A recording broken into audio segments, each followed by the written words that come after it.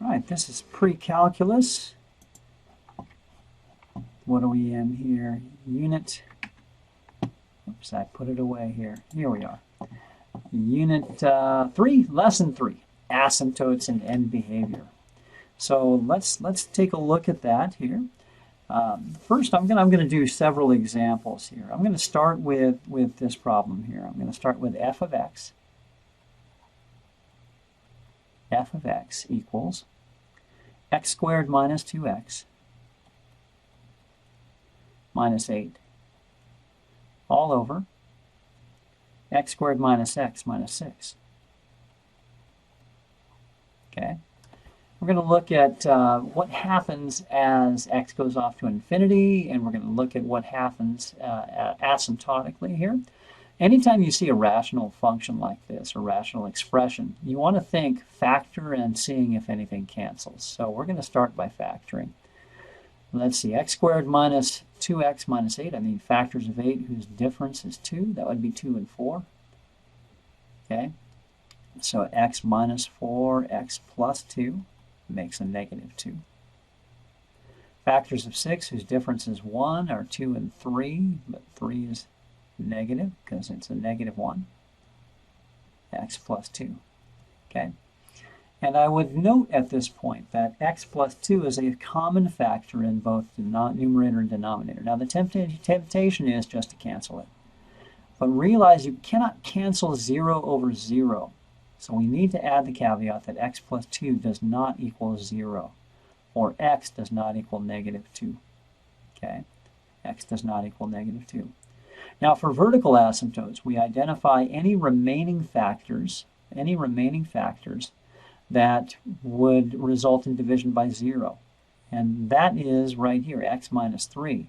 So we add the rule that x minus 3 cannot be 0. So x does not equal 3. Now I want to examine graphically the behavior in both of these numbers, negative 3 or positive 3 and negative 2. So let's bring up Desmos. Okay, and let's graph the original function. Y equals x squared minus 2x minus 8 all over x squared minus x minus 6. Okay, and you'll notice right away that there's something happening at x equals 3. X equals 3 represents a vertical asymptote, right? A vertical asymptote. As we approach it from the left, it goes off to positive infinity. As we approach it from the right, it goes off to negative infinity.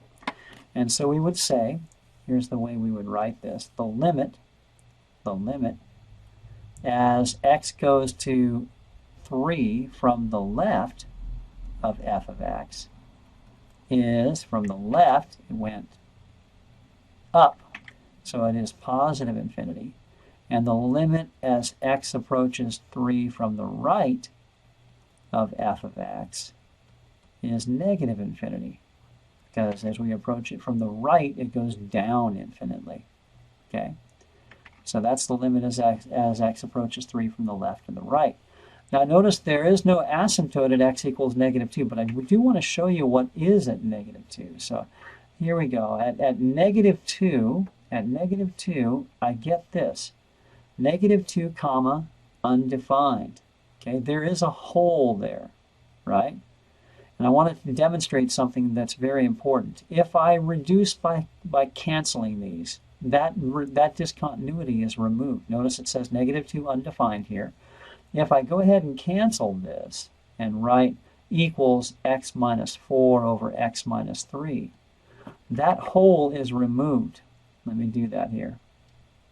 So I'm going to graph y equals x minus 4 all over x minus 3.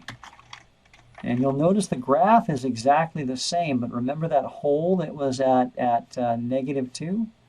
It's no longer there. If I can get it to read exactly negative 2, there we go, negative 2 comma 1.2. The hole is gone. The hole has been removed. And so this is what we call, at x equals negative 2, a removable discontinuity. It's removable by canceling the factor. Removable discontinuity. And it is not an asymptote. Okay. Now the other question is, what is the end behavior? That is, what happens as the function goes infinitely off to the right and infinitely off to the left? To answer that question, we're going to say, what happens as x goes to negative infinity, goes off to the left, to f of x? Okay. Now, let's think about it simplistically. So as x gets really big negative, a negative number squared is a positive number, right? A negative number squared is a positive number. And as x gets really big on the negative, all of these are not going to matter. They're basically going to go to 0 comparatively compared to the x squared, which is going to grow much faster, right? So the limit as f of x goes off to infinity here is x squared over x squared, or 1, right? Now to do it more formally, we can do this, x squared minus 2x minus 8 over x squared minus x minus 6. If I do this extra step and divide by top and bottom by x squared, I get x squared over x squared is 1. 2x over x squared is 2 over x. 8 over x squared is 8 over x squared. All over. X squared over x squared is 1. Negative x over x squared is negative 1 over x. Negative 6 over x squared is negative 6 over x squared. Okay. Now think about each of these terms. Then take the limit as x goes off to infinity. What happens to a fraction as the denominator gets infinitely large? Let's say you get 2 pieces of pizza, but I cut the pizza into 1,000,000 pieces. Are you going to get much pizza? 2 little tiny slivers is what you're going to get, almost microscopic. Probably microscopic. It really goes off to 0. As the denominator of a fraction gets infinitely large, the fraction itself goes to nothing.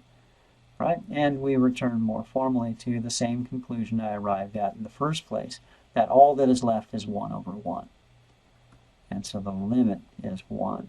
The limit as x goes to infinity, a negative infinity, right? Now, as x goes to positive infinity, the answer is going to be the same. So the limit as x approaches positive infinity, but you got to analyze the signs here, right, to know if it's going to go off to positive infinity or negative infinity, is also 1. Okay? So this is known as the end behavior. End behavior. Okay? And these are known as asymptotes. Asymptotes, right? What happens at an asymptote in the middle? Okay, so that's really about it for that particular example. Let's talk about end behavior in another context here. I'm going to skip over. Yeah, I'm going to skip over the next example that I was going to do for the sake of time. And I'm going to just go to Desmos and talk about polynomial functions, right? So y equals a constant 3, right? That is a polynomial function of degree 0, right?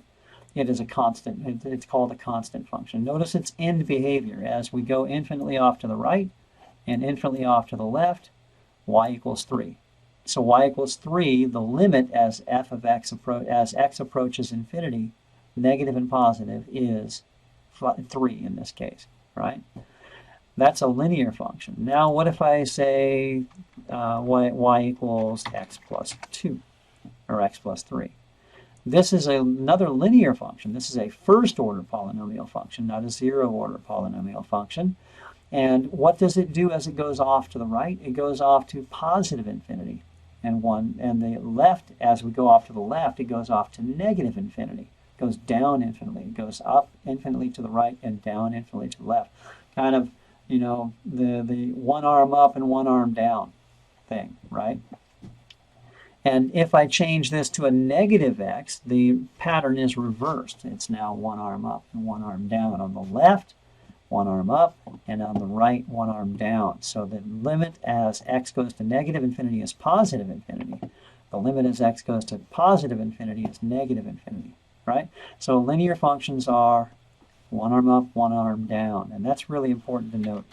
Now what if I change this to x squared, to a quadratic, not cube, quadratic? Now it's a class of, this is a second order polynomial function, not a first, right? We did a zero order, which is constant. We did a first order, which is linear. We did a second order now, which is quadratic. Quadratic functions form parabolas. And so notice both arms are up. So we got the touchdown, goal, right? And the touchdown thing going up.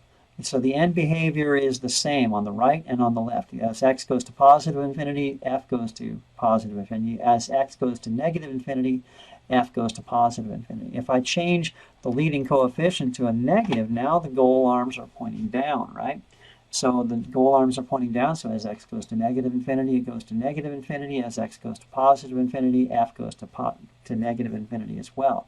The key here is to recognize that for second order polynomial functions, it's either both up or both down. The end behavior is the same on both ends, right? What if I go cubic, right? Third order polynomial function.